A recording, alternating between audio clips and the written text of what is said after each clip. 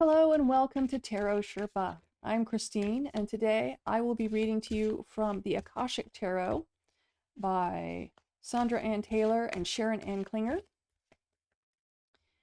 And what I'm going to do today is a pyramid spread that is from the accompanying guidebook. And it's a spread that I've actually used a lot for myself. I find it gets a really nice guidance. I think you could probably easily describe it as a variation of the past, present, future kind of 3-card spread, only this gives a little bit more in-depth look at particularly past and present. So let's go ahead.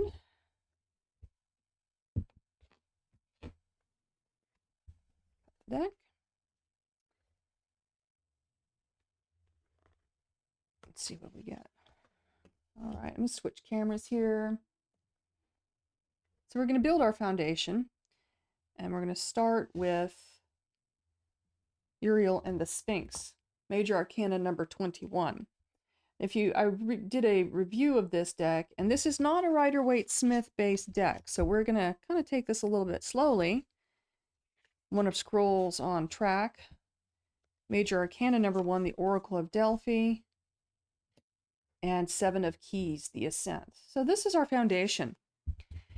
And this is kind of what has already been built, what you've already been building in your life. So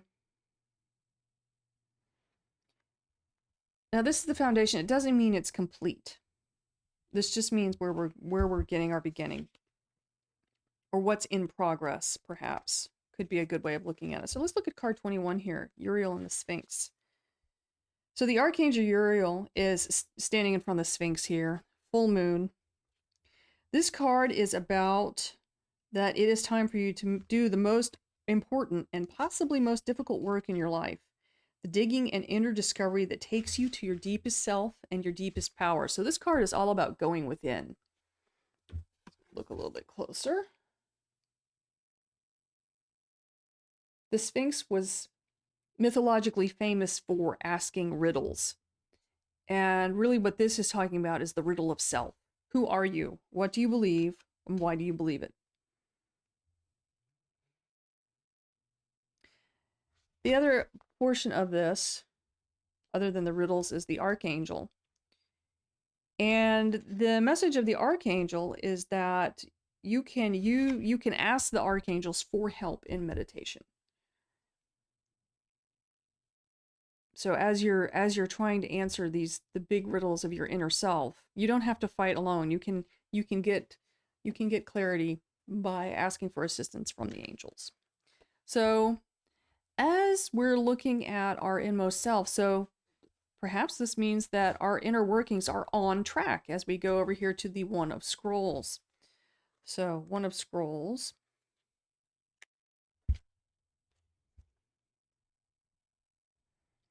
It's usually talking about conflict, your inner world and your outer world. So there could be a certain tension between what your real needs, thoughts, and desires are, and then what's really manifesting in your present life. And perhaps this means that, I'll use a career example here. You'd really like to have a job that's more personally rewarding or purposeful, not necessarily a money thing, but just a sense of purpose and meaning. And you're not finding that where you are right now. And have you made the necessary changes to be able to do something that you would prefer for whatever reason? And for some people that means it could mean taking a class in some sort of business acumen, or it could, maybe if you wanted to go into something more spiritual, you might need to take a course or do some studying in that direction, and it hasn't happened yet. But to get on track, that's what you need to do. So as you're developing your inner thoughts about who you are and what you want, you also kind of have to start making your plan of what do you want to do? How do you want to use it? How do you want to get from point A to point B?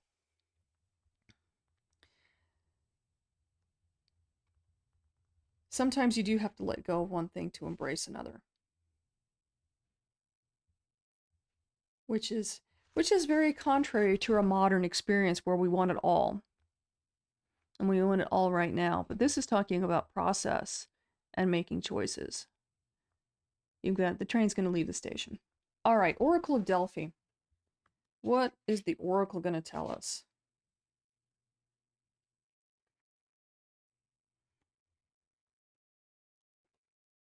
When you receive this card, you're in a time of great insight and psychic power. Even if you don't recognize it yet, it lies very close to your consciousness because you've used this gift so many times in past lives. Take notes as you practice both your psychic interpretations and perceptions. So, as you're going within and you're asking these important questions, who you are, who are you, what do you believe, and why do you believe it, and what do you really want? I mean, these are fundamental questions that I think we don't ask ourselves often enough, and they're at the heart of self-awareness. Who are you? As you're defining that, you're really in a time of being able to define it. You're in a time of knowing, of knowledge, of being able to answer those questions for yourself and to be able to get on track with that. And then finally at the foundation here, we have the 7 of Keys. So 7 of Keys tells us that with great effort and determination, you can apply yourself to your goals. So here is this man, he's a mountaineer, he's at the top of the mountain. He has achieved his goal. So the foundation is fantastic in that asking yourself your fundamental questions of life is getting you on track to achieving your goals. Boom. Very simple. Next level. 7 of Forces, balance. 11, Ark of the Covenant. And 15, the Muse.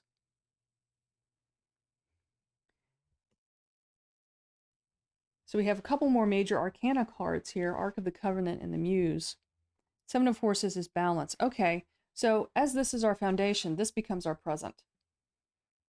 Now that this foundation is being built and is ongoing, perhaps you're still asking yourself those questions. Perhaps you're still learning those new things that you need to accelerate your knowledge, either materially, spiritually, moving onward and upward and forward.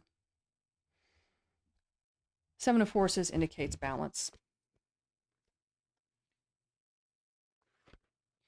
So the deeper story on that one is that you may have to confront some important legal issues. You might have paperwork, real estate deals. This is just a time to pay attention to the details. So perhaps you went back to school, got your master's or your undergrad or GED or whatever it was you needed to get, and there's some financial stuff, there's some legal stuff that's still tied up with that. Maybe you went to seminary, but you still have to pay. Yeah, you have to pay for all that wonderful spiritual knowledge that you were able to learn, and that's appropriate. That's fair. I mean, the teachers are worth their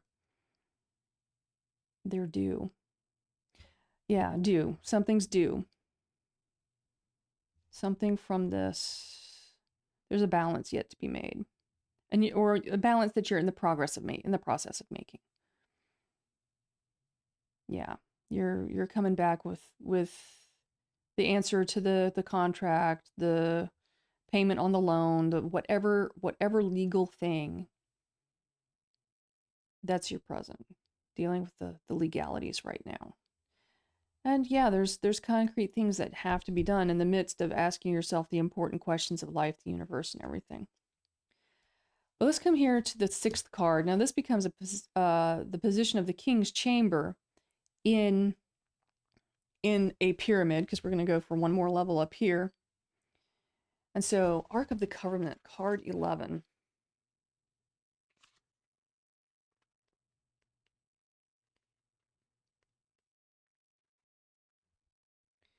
This card can represent a beneficial legal contract or title transfer, so that goes with their balance here.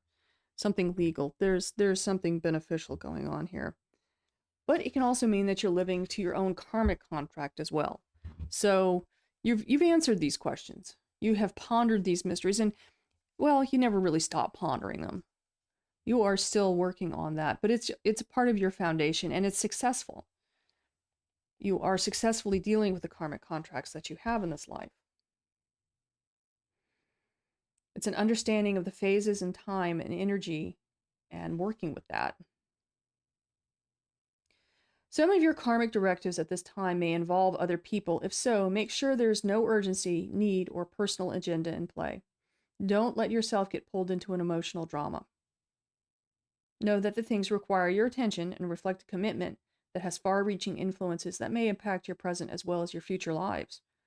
So continue to work towards your highest purpose and uphold the covenants that you've created. It's a little bit of like stick with the program. The premise that that they have in the guidebook here, and when you're talking about Akashic records, is that this is not your only life. You've had lives before, and you'll have lives after this, most likely, unless you hit enlightenment, and bless you for that. But the idea is that we come into the world, we come into life with a series of lessons that need to be learned, with a series of experiences that need to be had, with relationships that pre-exist the relationships that we make. We run into new people in our lives, but we do run into old acquaintances, old friends, old connections, former connections, pre-existing connections. I'm trying to find the right word. Continuous connections, however, they get adjusted as we go from life to life. Somebody who's your husband in this life may have been a father in a previous life. That sort of thing where you experience like different familial bonds with another soul across multiple lifetimes. And so looking at the Ark of the Covenant here, this is reflecting that you were in agreement or in relationship with these other souls, and you decided to work together in this lifetime to make to learn a new set of lessons, to co-create in new ways in new relationships. And so that's kind of what's kind of at the heart of this. Let's move on to the Muse. Let's talk about the Muse.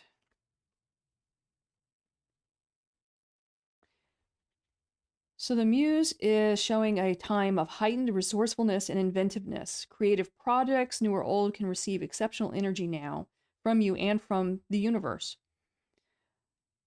So you can call to the spirit muses and let them join you and the creator within life to lift your project to the skies. So this is about kind of using your inspiration. And this, once again, we're kind of talking about getting in touch with spirit guides, angels, people who can help you. We're not alone in this life. And I think that's probably the most important thing to take away from this particular deck, is that we have assistance available. And we're not supposed to do it alone. We're supposed to do this in a spiritual community. Five of Forces, Summer. So as I mentioned in the review that I did, there's a couple of cards here, numbered cards that represent summer, winter, fall, spring. And inverted would be winter. Upright is summer. So summer. So as we're heading into summer right now, that's rather a poignant card to think about. So we're talking about creative projects. We're talking about, appreciating the contracts that we have in this lifetime, knowing who we are, making those necessary movements to achieve what we need to achieve in this life. And so this is kind of reading to say that you are on track, that you have been doing the work that you need to do here and now, that you signed up for. And there's a sense of creativity. There's a sense of even playfulness with it that while sometimes there's just work to be done here in balance. Life is not all the well, I wouldn't say life. I was going to say life is not all a game. But sometimes you just have to realize that some of the game is hard and some of the game is fun,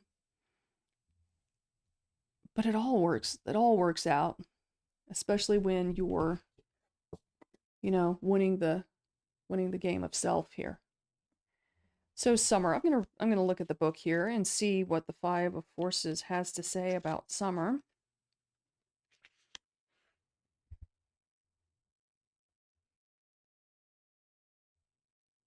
Summer is a young time of great activity, so this is your notice to get going.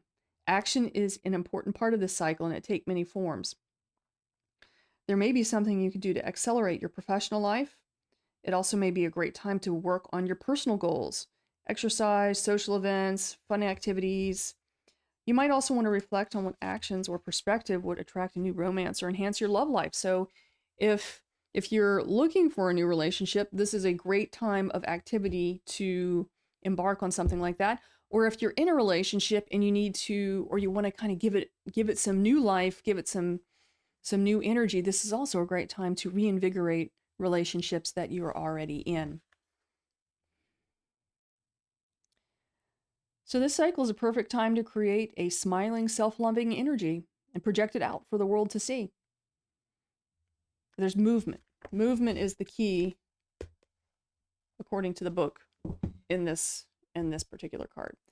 So also, thinking about summer coming up at this time of year, some of these contracts, be it a material contract or a karmic contract that you've got, might be coming up for renewal. Might be time to reinvigorate some ideas, to get creative, to get going, to shake the dust off, climb that mountain, and get some fresh energy, get some fresh direction going. And maybe some of this foundation of, kind of a long winter of introspection, it may be time to take the introspection and push it forward. Okay? Well, I got kind of deep, a little interesting. A little deep, kind of interesting. Anyway. So yeah, working with the Akashic Tarot is a little bit different than using a regular Rider-Waite-Smith deck. As you can see, I haven't memorized all of the cards for this deck.